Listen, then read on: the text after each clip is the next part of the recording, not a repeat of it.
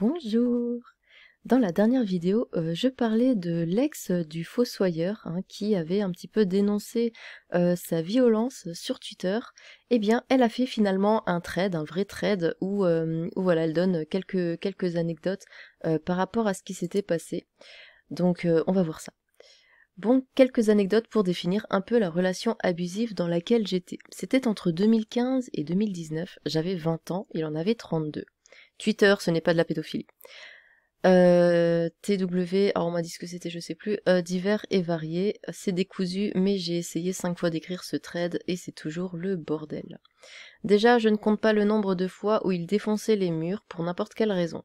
La porte s'est fermée trop fort, boum, trop de vaisselle, boum, plus de batterie sur la caméra, boum, un téléphone avec sa maman, boum. Okay. C'était les murs, mais c'était aussi la chaise du bureau qu'il a défoncé 3 minutes avant notre train parce qu'il était frustré. C'était aussi le frigo parce que je pleurais sur le canapé après qu'il m'ait menti et que j'étais hyper blessée. Ensuite, il avait des hurlements, tout le temps, pour tout. La connexion fait bugger notre Skype, c'était parti pour 25 minutes de hurlements suivis de 2 jours de traitement du silence. Oui, parce que quand il ne hurlait pas, il me ghostait, pas de nouvelles pendant des jours entiers. Quand j'avais l'outrecuidance d'en demander après 3 jours sans réponse, c'était le drama absolu. C'était une dispute monumentale. C'était un « viens sur Skype maintenant, sinon je deviens fou ». C'était des dramas tout le temps. Le pire était celui où il m'a hurlé dessus pendant 25 minutes, j'imagine, parce que je lui avais demandé de ne pas coucher avec une meuf qui... Quoi? Quoi? Parce que je lui avais demandé de ne pas coucher, on est bien d'accord, avec une meuf, arrêtez que ce mot, femme, qui l'accueillait pendant que j'étais au chevet de ma tante pour ces derniers instants. Donc s'il te plaît, chérie, ne couche pas avec elle. Et lui, il lui hurle... Enfin, mais... Spoiler, il a couché avec... Mais quoi? Mais on vit bien dans le même monde ou comment ça se passe? C'était les mensonges constants, le fameux ne t'en fais pas, je ne coucherai jamais avec elle, suivi du j'ai couché avec elle hier soir en fait, juste avant que tu viennes. C'était les promesses jamais tenues à base de c'est la dernière fois qu'on se dispute, promis. Non mais déjà de base, il couche avec une autre nana, tu te barres, je sais pas. Enfin déjà s'il te hurle dessus, tu te barres en fait. Oui, une fois à la rigueur, parce que bon, on est des humains, mais si c'est tout le temps, tout le temps, tout le temps, et qu'il tape dans les meubles et tout, bah tu te barres, enfin, faut arrêter. C'était la manipulation, les non mais t'es folle, ça ne s'est jamais produit. Après, elle avait 20 ans. Donc elle était jeune, donc bon, ça peut se comprendre. Alors qu'il y a des témoins à chaque fois, c'était les non, mais tu as mal compris quand je sortais les preuves que si, ça s'était produit. C'était la déformation absolue de tout ce qui se passait. Par exemple, j'ai fait plusieurs conventions avec lui dans divers lieux, et chaque fois je passais des moments incroyables avec mes potes, mais lui ne m'adressait pas la parole du week-end, partait sans moi, sans me laisser la clé de la chambre, seul et sans transport. Ah, c'est beau l'amour. Du coup, évidemment, je flippais, je savais pas forcément comment rentrer ni où dormir, mais ça, balèque, c'était l'excuse parfaite pour dire « Alors, t'as flirté avec qui pendant la nuit ?» C'était la parano que je flirte avec tout le monde, y compris ses meilleurs potes, mais alors que c'est lui qui couche avec d'autres femmes. Ah bon, c'est typique, hein. Plusieurs fois, il a pété un câble parce que je flirtais ouvertement avec eux sur Twitter. Évidemment, quand j'ai demandé où il voyait ça, il ne donnait pas d'exemple, mais me disait juste de relire et de comprendre par moi-même, évidemment, hein. Ça c'est classique. J'ai les screens de ça. C'était aussi le renforcement positif manié, manié à la perfection pour me descendre encore plus. Les rares compliments que j'ai eus, c'était sur mon regard artistique. Sinon, c'était des remarques insidieuses du type « Ah, t'as arrêté de faire du sport !» alors que j'étais anorexique. Oh non. Oh, pauvre. C'était vivre dans une confusion totale de ne jamais savoir ce qui était vrai ou ce qui allait déclencher sa colère. C'était vivre dans une histoire en perpétuel changement. Un jour tout va bien, un jour je suis la pire personne du monde, un jour il veut des enfants avec moi. Évidemment, quand il parlait avec d'autres personnes, c'était moi la folle qui mentais, et il a fait en sorte de retourner des gens contre moi. Ça a pas un nom, ça, c'est pas pervers narcissique ou quelque chose comme ça. Des gens en qui j'avais confiance qui prenaient de mes nouvelles pour lui screener nos conversations et les lui envoyer. En parlant de mensonges, c'était toujours lui qui disait la vérité et les autres qui racontaient n'importe quoi. Bah oui. Plusieurs fois pendant que j'étais avec lui, des gens sont venus me dire qu'il m'avait trompée. Je l'ai confronté, souvent, mais c'était toujours des mensonges. Bah pourtant il t'a dit lui-même, oui j'ai couché avec elle hier, en mode tout va très bien. Au bout d'un moment, j'ai laissé tomber, je ne le confrontais plus sur quoi que ce soit, je faisais en sorte que tout soit parfait pour ne jamais déclencher ses colères, et ça ne marchait évidemment pas, je me faisais hurler dessus toutes les semaines pour rien. Ah, j'ai connu, vous savez, j'ai connu des hommes comme ça. Et que ce soit moi, enfin, je veux dire, moi personnellement, ou des gens que je connais qui avaient des gens comme ça dans leur dans leur entourage, tu peux rien faire, tu peux rien faire. T'as beau leur parler, t'as beau essayer de calmer les choses, t'as beau essayer de tout faire pour que tout soit parfait. Si la personne veut te hurler dessus, elle va te hurler dessus pour montrer sa supériorité, voilà, tu peux rien faire. Faut juste les laisser de côté, faut s'en éloigner et c'est tout. L'élément déclencheur qui fait que je suis partie physiquement, c'est quand en rentrant de soirée, il a commencé à hurler. J'étais épuisée, j'avais bu, j'étais en PLS sur le canapé, littéralement. Je pleurais et je me protégeais parce que inconsciemment, je le sentais venir. C'est-à-dire, dans quel sens tu le sentais venir? Je sentais venir dans sa colère qu'il allait casser quelque chose. Il a donc cassé le frigo, mais ça ne lui a pas suffi. Mais putain, tu sais combien ça coûte un frigo, merde? Il m'a ensuite hurlé dessus, imitant ma crise d'angoisse, me traitant de folle, puis il a mis plusieurs coups de poing juste à côté de ma tête. L'intimidation physique, les hurlements, les crises, les objets brisés plus ou moins proches de moi, les traitements du silence, les commentaires insidieux, tout ça faisait que je vivais dans une peur constante. Mais casse-toi!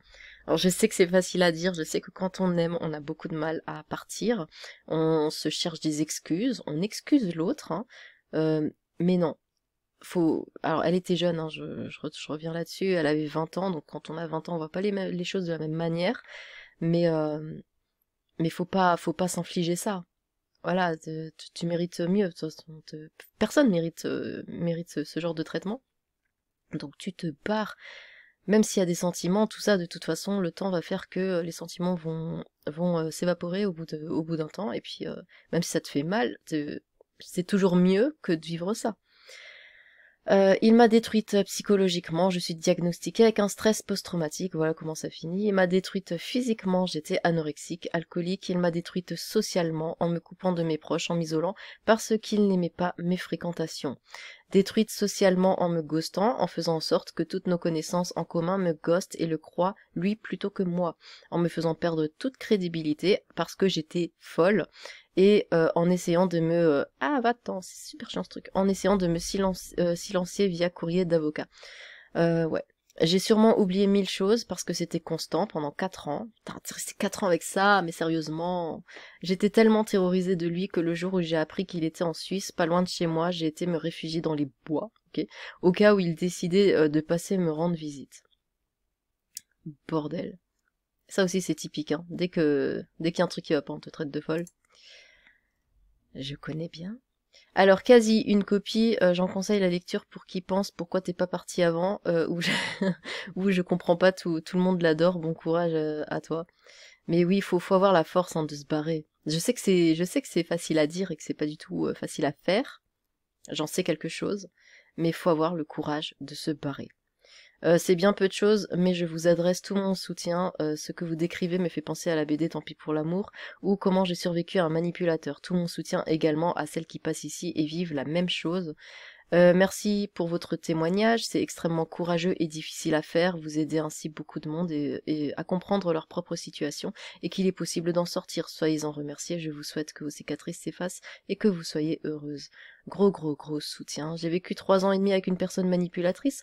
Le silent treatment est absolument la pire chose qui soit à vivre. Tu es allongé sur le canapé toute la journée à ruminer ce que tu as fait avec l'alcool pour anesthésier tout ça.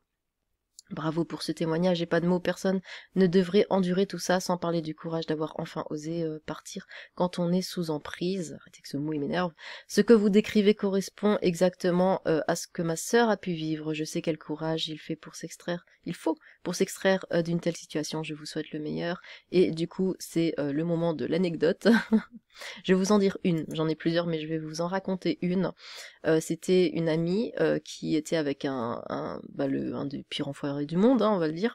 Voilà, qui la battait, elle avait tout le temps des bleus, tout ça. Tout le monde dans le cercle d'amis lui disait mais quitte-le. Elle était là, oui mais je l'aime, mais il arrêtait pas de la frapper, il la frappait absolument tout le temps, et il lui manquait de respect. tout le temps. Un soir, une fois, je suis allée dormir chez elle, et il était là.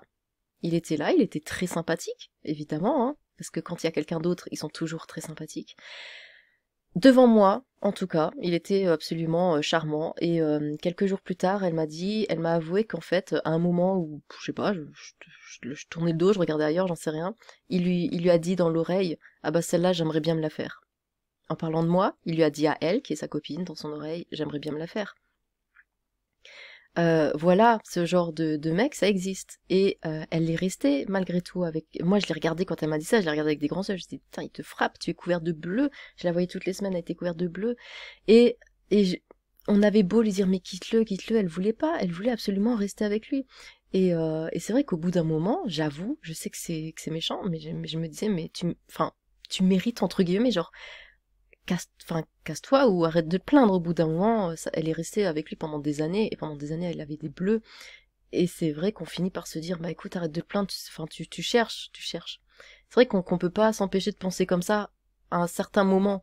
Parce que quand ça commence, bon, on a de la peine, mais quand ça fait 2-3 ans qu'elle reste avec, et tu te dis, mais tu t'aimes bien ça, en fait, comment ça se passe dans sa tête, enfin, voilà. Je sais que c'est méchant de penser comme ça, je le sais très bien. Et j'ai pensé comme ça. Et j'ai connu d'autres personnes qui étaient dans cette situation, et c'est vrai que elles ont toujours, c'est toujours des femmes, hein, évidemment, qui sont dans cette situation avec des hommes abusifs, et il y a toujours ce problème-là où tu dis, mais barre-toi, et elles veulent absolument pas se barrer. C'est trop compliqué. Donc, bon.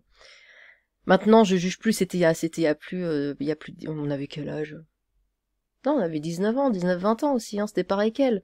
Donc, je juge plus de la même manière, forcément, mais voilà, je comprends les gens qui disent ouais mais barre-toi, parce que j'ai pensé la même chose en fait. J'ai toujours la même question sur ce genre de situation, pourquoi rester aussi, oui voilà, pourquoi rester aussi longtemps? Donc on aura peut-être quelques réponses. Faut aussi prendre en compte que la situation s'améliore par cycle, et quand on aime quelqu'un, on a espoir que ce soit la dernière fois. Oui c'est ça, mais bon quand ça fait plusieurs années et que ça ne change pas, faut se faire une raison. Il y a un livre passionnant qui décrit les mécanismes de l'emprise, amoureux, familial, sectaire, je n'existais plus, de Pascal Jamouillet. Un must read impossible à résumer, mais en gros, la personne n'est plus en état de partir, ce n'est plus la même personne avant et après. Oui, c'est vrai, c'est vrai.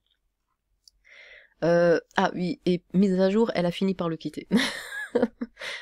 Elle a fini quand même par le quitter. Au bout de beaucoup trop longtemps, mais elle l'a fait. Donc les femmes qui sont dans cette situation, bah tenez bon, qu'est-ce que je peux vous dire d'autre, tenez bon, et puis jusqu'à ce que vous soyez capable en fait physiquement et moralement de partir dans votre tête, et puis là que ça y met dans votre tête quoi. Bon. Eh bien, dites-moi ce que vous pensez de tout ça, parce que du coup moi je suis vachement surprise de ça, je pensais pas que... Enfin bon. Après ça reste témoignage tuteur, donc voilà, on va pas en dire plus. Sur ce, tchou.